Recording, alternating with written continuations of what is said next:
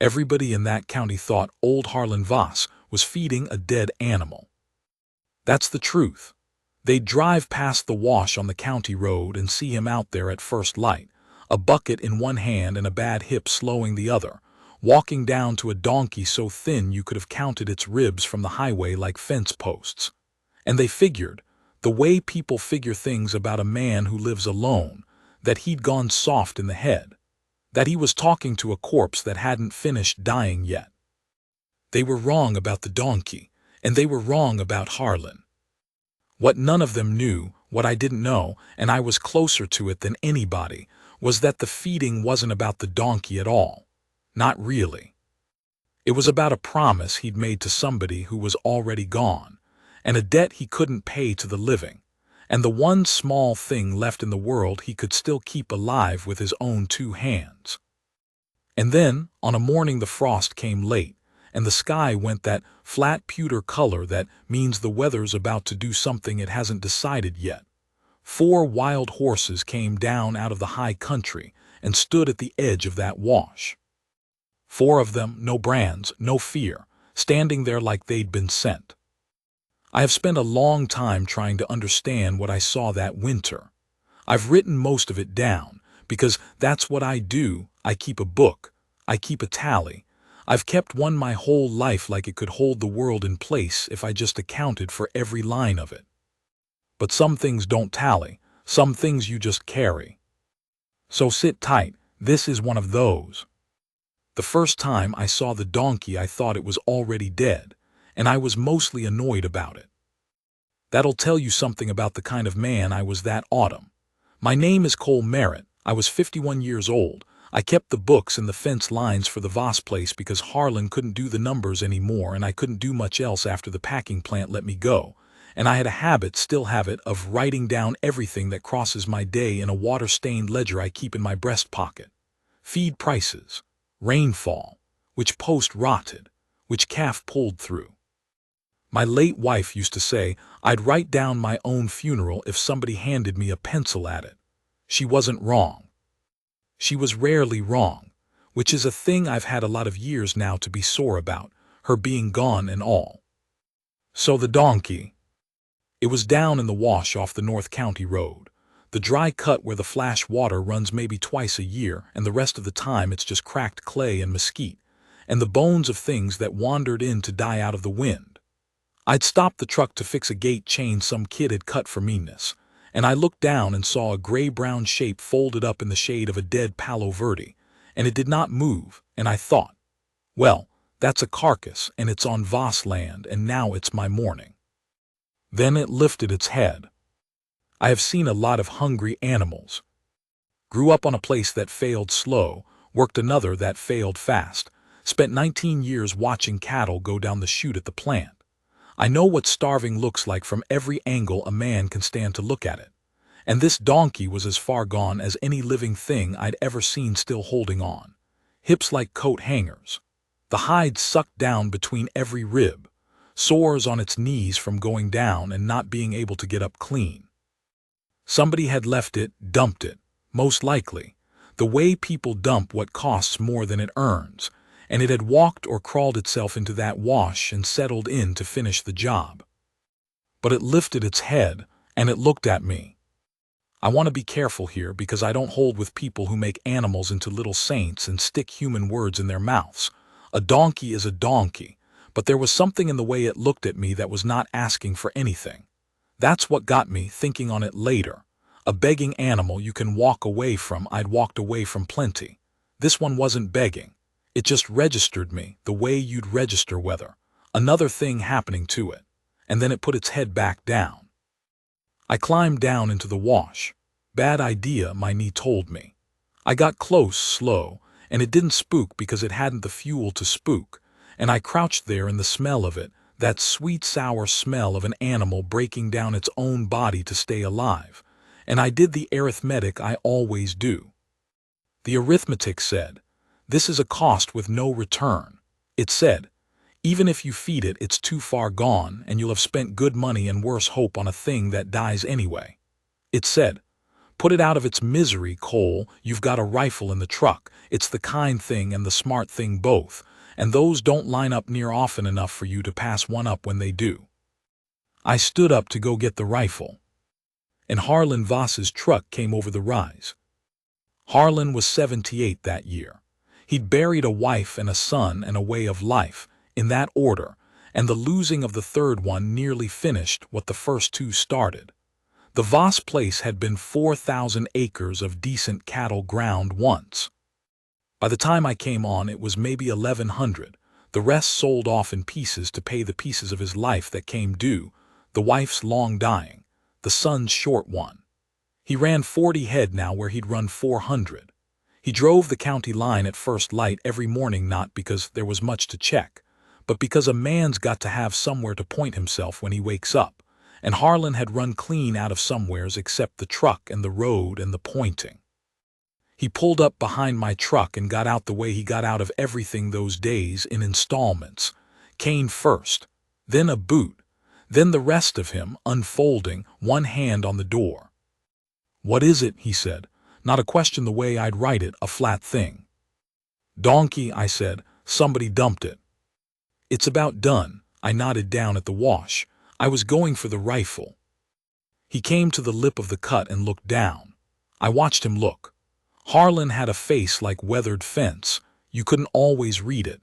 The grain went every which way, but I'd worked beside him 3 years and I could read some of it, and what I read right then I did not expect. He went still, all the way still, the kind of still that's louder than movement. "No," he said. "Harlan, that animal's suffering, kindest thing." I said no, and then quieter, "Not really to me.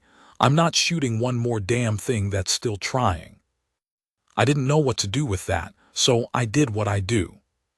I got out my ledger and I wrote the date and I wrote Donkey, Wash, North Road, and I stood there like an idiot with a pencil, while a 78-year-old man climbed down into a dry wash on a cane to get to a dying animal, and I only put the book away in time to catch his elbow before his hip went out from under him on the loose clay. He knelt down by that donkey, went all the way down, which cost him. I could hear it cost him, and he put his hand flat on its neck. Didn't pat it. Didn't do anything a man does to gentle a beast. Just laid his hand there, flat and still, like you'd lay a hand on somebody in a hospital bed when there's nothing left to say and you're saying it anyway. The donkey lifted its head again, looked at him. "Cole," Harlan said, not turning around, "go to the co-op. Get senior feed, the soaked kind, the mash. Get electrolytes. Get whatever they'd give a foundered horse. A breath. And don't tell me the arithmetic. I already know the arithmetic. I've known the arithmetic my whole life. I'm tired of the arithmetic." So I went to the co-op. Here is the part I have trouble writing even now, and I've written it a dozen ways in the book trying to get it to lie flat. It should not have lived. I have to tell you that so you understand what came after. That donkey was past the line. In 19 years at the plant, I saw the line 1,000 times and I knew where it was to the pound and to the day, and that animal was on the wrong side of it. You do not bring one back from there. The body's already begun the shutting down, the organs go, the gut quits. You get maybe a day of false hope, and then you get a dead animal and a man who feels worse than if he'd done the merciful thing at the start. I told Harlan that. I told him careful the second night when we'd got the mash into the donkey by hand, Harlan holding the head, me working the jaw, both of us covered in it, and the thing still couldn't stand. "I hear you," Harlan said. "I'm not trying to be hard, Harlan. I just don't want you to." "I know what you don't want." He wiped his hands on a rag that was past helping. The barn light buzzed over us. Moths were already finding it, though it was cold. "Cole, you ever feed something because it deserved to live? Or because you needed it to?" I didn't have an answer for that. I still turn it over sometimes. He looked at the donkey. It had its head up. That was all head up in the straw in the one clean stall on the whole place, which Harlan had made me bed deep as a foaling stall. But it had its head up. "Bo," Harlan said. "What?" "That's his name, Bo. He said it like it had been decided long before either of us got there. My boy had a dog named Bo, long time ago, and that was the only time in 3 years he ever said one word to me about his son, and he said it about a dog, and I wrote it down later in the truck with my hands not quite steady, because I understood I'd been shown something I wasn't ever going to be shown again. Bo lived. I don't have a good reason for you. I've laid it out in the ledger every way I know, the feed, the timing, the weather turning mild that week. The vet's shot when we finally got Doc Alvarez out and he took one look and said that animal should be dead. Harlan said I know it, and Doc did the work anyway because there's a professional courtesy among stubborn men. Maybe it was all of that. Maybe some animals just decide. I've stopped needing it to make sense. It happened. The line I'd trusted my whole life. The line I'd have bet the truck on. Bo walked back across it, one shaking leg at a time, over 11 days, and stood up in that stall on the 12th and ate out of the bucket standing up like an animal that intended to keep on being one. And after that Harlan never missed a day. That's not a figure of speech. I want you to understand it the way the county came to understand it, which is to say slowly and then not at all. Every morning, first light, Harlan Voss walked down to feed that donkey. When the hip was bad, he walked slow. When the ice came, he had me salt the path, but he walked it himself. When the flu took him in January and his fever ran high enough that I wanted to drive him to town, he got up and he got dressed and he took the bucket and he went, and I walked behind him with my heart in my mouth and my hand out to catch him, and he fed the donkey, and then he let me take him back to bed and he said, "Not today. It doesn't get to be today." I didn't ask what it was. Some things you figure a man is talking to that aren't in the room. I asked him once, just once, because I'm not built for asking, but the wondering got too big, why it mattered so much. A donkey. A dumped, no-account donkey that anybody sensible would have let go. He was a long time answering.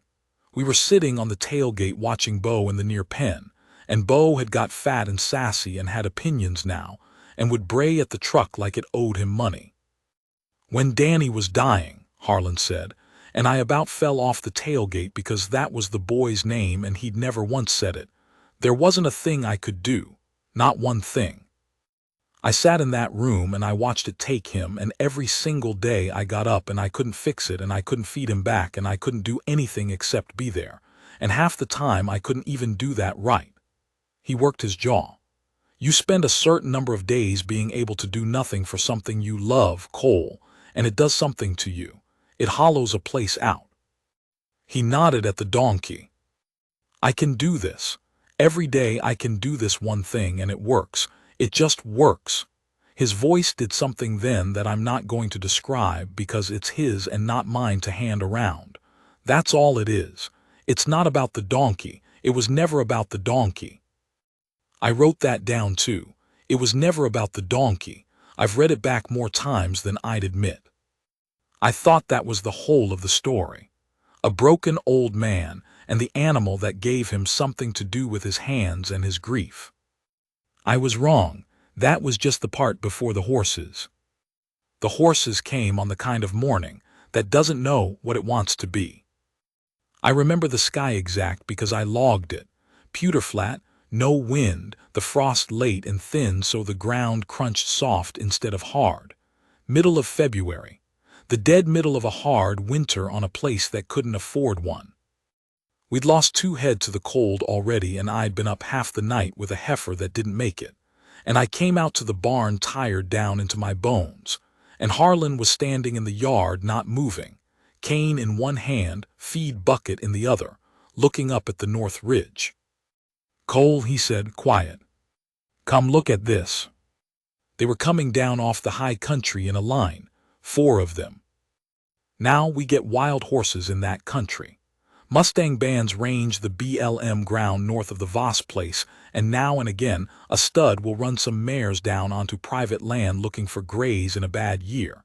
And they're scrubby, nervy things, all elbows and suspicion, and they'll clear a fence and be gone the second they smell you. I'd seen dozens over the years. I'd written up plenty in the book. These were not those. I don't know how else to say it. These four came down that ridge in the pewter light and they moved wrong. Or right, too calm. A blood bay in the lead, big, 16 hands easy, carrying condition no wild horse carries in February. Behind him a gray gone nearly white, and a dark brown, and a paint with a face like a cracked map. They came down at a walk, not grazing down, not spooking down. Walking. Straight for the wash where I'd found Bo, straight for the near pen where Bo stood with his fat winter coat and his head up and his ears forward so far they nearly touched. And when they got to the fence they stopped, all four in a line, and they stood. No brands. I got the binoculars from the truck and looked hard, both hips, both shoulders, necks. No brands, no freeze marks, no halter galls. Nothing to say they belonged to a living soul, but they weren't wild. A wild horse does not walk up to a fence with a man standing at it and stop and wait. These waited, like they'd come to an address. Harlan set his bucket down in the frost. He walked to the fence slow, the hip, and he stood on his side and the bay stood on its side and they looked at each other over the top wire for what my watch later told me was 4 minutes, and what felt at the time like something outside of minutes entirely. And Bo, in the near pen, made a sound I'd never heard him make. Not a bray. A low thing, deep in the chest, almost a moan, and he pressed himself up against the pen rail toward those horses like he'd known them his whole life. "You know these animals?" I asked Harlan, because it was the only thing my tired brain could reach for. "No," he said, but he said it slow, like the word had a crack in it. "I want to get the next part down honest, because it's where a man is tempted to reach for the mystical, and I don't trust the mystical, and neither would Harlan have. We didn't touch them that day. Couldn't get within a rope's length, the closeness had a limit, and the limit was maybe 30 feet, and inside that they'd drift back, easy, no panic, just not yet. So we did the only sensible thing. We put out hay, broke a bale along the fence line and stepped back, and after a while the four of them ate it, calm as boarders, and Bo ate on his side of the rail with his shoulder against the wood like he was trying to stand next to them through it. They stayed 2 days, 3. They ranged out to graze what winter grass there was, and they came back to that fence line every dusk and stood. And Harlan started walking down to them the same as he walked down to Bo. And I watched an old man's whole day rearrange itself around 4 horses that had appeared out of nowhere and belonged to no one. And I logged every hour of it because logging was what I had. Then the 4th evening, a truck I didn't know came slow up the county road and stopped at the wash, and a man got out. He was old, not Harlan old but past 60, with a face like the country itself, dark, seamed still, gray hair pulled back and tied. He stood by the truck a while just watching the horses at our fence, and then he came up the drive on foot, unhurried, and he stopped a respectful ways off and waited to be seen, which is a thing hardly anybody does anymore. Harlan went to meet him. I trailed because I didn't know what else to do. "Those are our horses," the man said, no preamble but no heat in it either, or they were. He looked at them a long moment. "My name's Naldo Sky. My family's run horses on the ground north of here since before there was a here." He said it plain, not as a claim to win anything, just as the shape of the thing. "Chiricahua, my grandfather's grandfather, that country was ours. Then it wasn't. You know the story or you don't. I'm not here to tell it." Harlan said his name, shook the man's hand. I noticed he did it careful, the way you shake hands when you've already decided to respect a man and want him to know it. "They come down off the reservation ground?" Harlan asked. "They come down off the last piece we've got left," Naldo said, "which isn't enough to winter 4 horses on this year. Water's bad, graze is gone." He wasn't asking for pity, and I want that understood. There wasn't a drop of it in how he stood. He was stating a condition of the world the way I'd state a feed price. "These 4 are the tail end of a line my family kept 200 years. Desert stock. They can find water where the range horses die. My grandson was going to have them." A pause I didn't understand yet. "That's changed." He looked at Bo then. At the fat, sassy, back from the dead donkey pressed up against the rail. And Naldo Sky, who had not shown one thing on his face the whole time, showed one thing. "That's a burro," he said softly. "Where'd you get a burro like that?" "Found him dying in the wash," Harlan said. "Fed him back." Naldo looked at the donkey a long time. Then he looked at Harlan a longer time.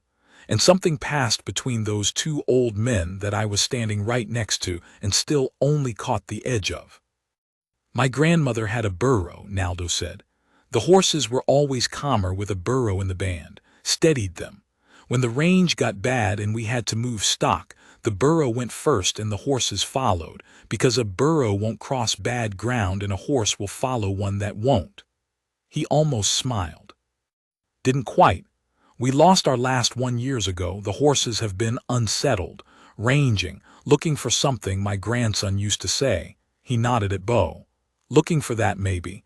They came to your fence because there's a burro at it. That's all it is." "That's all it is." Same words Harlan used about the feeding. I noticed. I always noticed the words. But I did not believe, then or now, that that's all it was. And I don't think either of those men believed it either. Some things pick a smaller reason to stand behind because the true size of them can't be looked at straight. Here comes the heavy part, the decision. Naldo Sky had come for his horses. That was the plain fact of it. He had a right to them. They were his family's, 200 years, the last of a line, and no brand on earth carries more weight than that, even if the law only reads iron. He tracked them down onto the Voss place, and he meant to take them home to ground that couldn't feed them, in a winter that was killing better-fed stock than his, because they were his, and a man does not leave the last of his family's line to wander off and get shot as a nuisance or die in some wash. But he'd seen the burro, and he'd told us, without meaning to, exactly what those horses needed to survive the winter, and it was standing in Harlan Voss's near pen eating soaked senior mash. And Harlan, I watched this land on him. Harlan had spent one whole winter finally able to do one thing for one animal every single day, and it had put a floor back under a man who'd had the floor pulled out 3 times running. And now the animal that gave him that was the exact animal 4 horses needed. 4 horses that belonged by every honest measure to somebody else. There were only bad ways to cut it. That's the thing about the real ones. There's no clean line. Naldo could take the horses to ground that would kill them. Or Harlan could give up the burro to save them, and give up with it the one thread he'd been holding onto all winter. Or somebody could ask the thing that nobody wanted to be the one to ask. We stood there in the pewter dusk, 3 old enough men and 5 animals, and a whole lot of history. None of us had personally made, but all of us were standing inside of, and nobody said anything for a long time. Bo brayed, loud, ridiculous, at nothing. And Naldo Sky laughed, one short surprised breath of a laugh, the first real thing to crack his face, and he said, "That's exactly the sound. That's exactly the damn sound my grandmother's burro made." And he put his hand over his mouth and he stood there in front of 2 strangers and he was not laughing anymore, and neither of us looked at him while he wasn't, because there are courtesies between men and one of them is not watching. "I got a grandson," he said finally, rough. He was going to have these horses. He passed in the fall, 19 years old. He breathed. "So it's just me and 4 horses and no ground to keep them and no one to keep them for." And Harlan Voss, who had buried his own boy, who had told me I'm not shooting one more thing that's still trying, who had built his whole broke winter around the ability to keep one thing alive. Harlan looked at this man who'd lost a grandson the way Harlan had lost a son, and I watched him understand the exact shape of it, and I watched him decide. I just couldn't tell yet what he'd decided. Harlan didn't announce his decision. He was never a man for announcements. He made it the way he made everything, sideways, through the hands. "You got somewhere to be tonight?" he asked Naldo. "No." "Then don't be there. Cole, put coffee on."